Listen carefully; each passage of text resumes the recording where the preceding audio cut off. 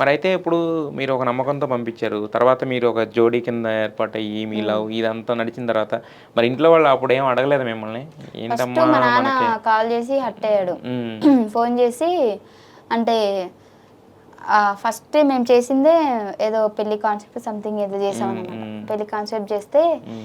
సడన్‌గా ఫోన్ చేసి బిడ్డ ఏంది పెళ్లి అయిపోయిందా నీది అని అన్నాడు. నాకేమైంది నీకు చెప్పకుండా నేనెందుకు చేసుకున్నా అన్న.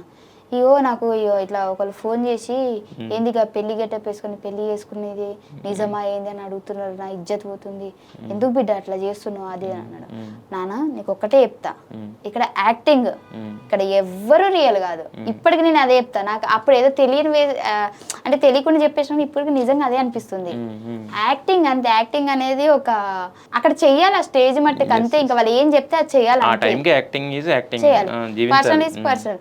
నాకు పర్సనల్ ఏం పెళ్లి కాలేదు, ఏం కాదు. టీవీ మందం కాన్సెప్ట్ ఉంటుంది, దాన్ని మనము ఎంత బాగా చేస్తామో సో అది టాలెంట్ అంతే.